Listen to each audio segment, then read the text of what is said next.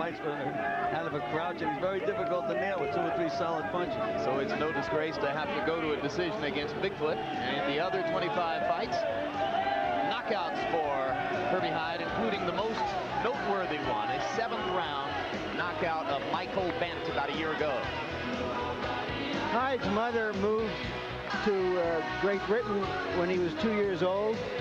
She married an engineer there who sent him to that prep school I've been talking about.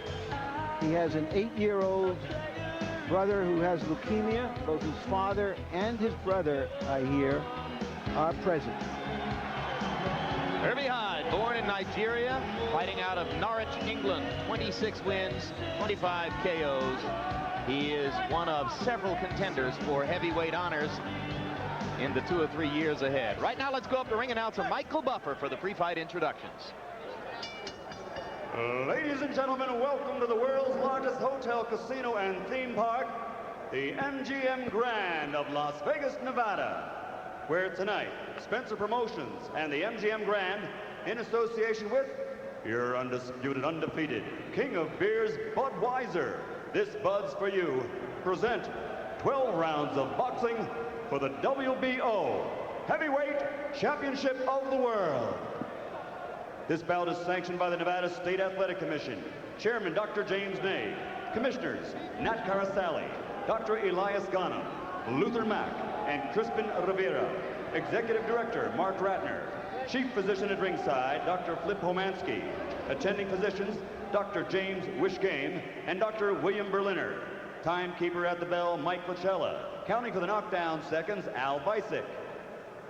Representing the World Boxing Organization, President Francisco Valcarcel, and supervisor at ringside for the WBO, Florida State Athletic Commission Chairman Jimmy Resnick.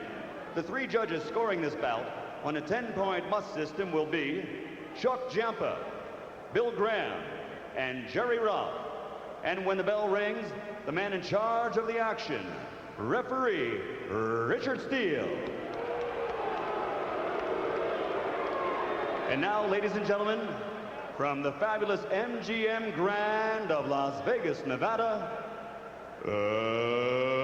let's get ready to rumble!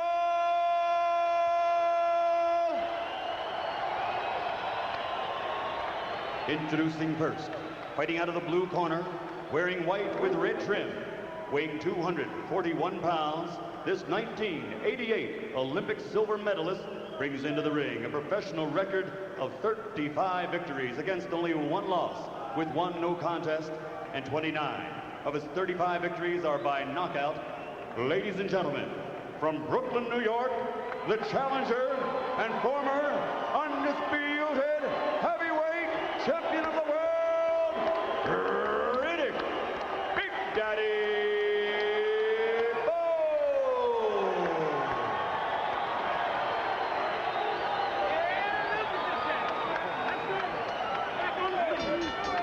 and his opponent across the ring, fighting out of the red corner, wearing white, trimmed with red letters, and weighing 214 pounds. He brings an outstanding professional record of 26 victories without a loss, and he has proven his punching power by knocking out 25 of those 26 opponents. Ladies and gentlemen, from Norwich, Norfolk, England, presenting the undefeated WBO Heavyweight Champion of the World, the Dancing Destroyer, Herbie Hyde.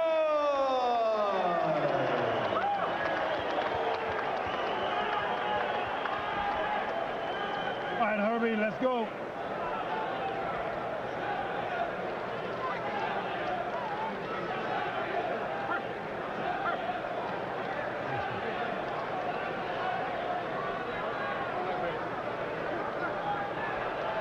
Okay, I spoke to both fighters in the dressing room. Caution again.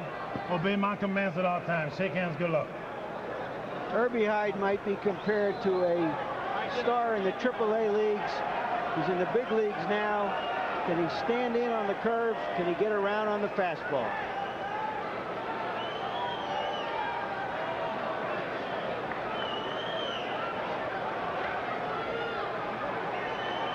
finally, the bell sounds. Richard Steele, the referee, and round one begins. The title to which Michael Buffer referred in his pre-fight introductions is granted by an organization which is not recognized by HBO. So for our purposes, this is not a world championship bout.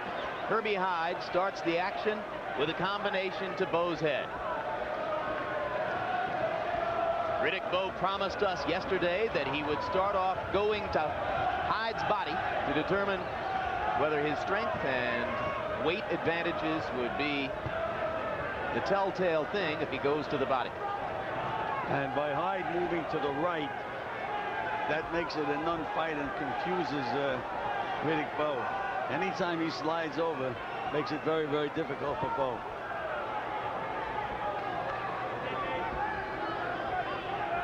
Bowe is just stalking him. At least he should be sticking out that left jab. Bowe goes the first minute of the punch almost without throwing a fight, where he finally delivers a left jab. Don't hold the rope. Right. We've seen already on a couple of occasions, Gil, what we talked about earlier, that intuition when to jump in. Well, Hyde, again, if he nails you with a good solid punch, I mean, he lets it all hang out. He takes chances then. In the meanwhile, he still fights with that chin way up in the air, and he has a tendency to pull back from punches. And even when he's going in punching, that head's up in the air. Doesn't move his head too much. Does Bowe? Well, yes, Bowe can slip a punch. Does it very smoothly.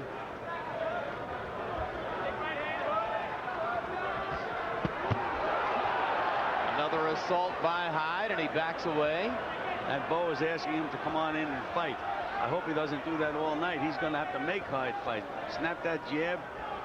Do something. Yeah, how do you account for Bowe's low activity level so far, Gil? He's just not throwing anything. Well, I had mentioned he looked a little lethargic going into the ring before the fight, and he really, I don't know what their fight plan was, but I'm sure this is not what Eddie Futch would like to see him do.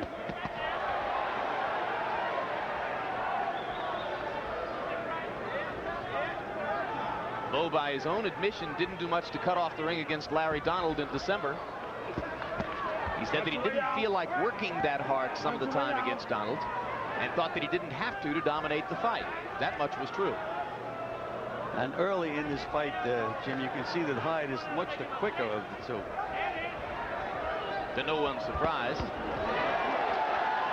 Hyde landing to the body, and Bowe with nothing in reply. Another flurry for Hyde. It's been an easy round for Hyde because Bowe hasn't retaliated with much of anything. A hard right hand by Hyde and an uppercut to punctuate the first round. Riddick Bowe should have stayed in his dressing room for another 3 minutes, Gil. Well, again, the delay, and when he got up into the ring, he just didn't seem to be focused before the fight. He's going to have to change his strategy a little bit. He's going to have to move that jab, double the jab, and try to counter Hyde when Hyde again comes in. You pull away from the first jab. I want you to step in, make him exchange, work to the body, both hands. But you got to get off of that jab. You can't let him move around like that and pick you off when you're following him. There's that quick hard right at the end of the round. Watch. Really landed solid.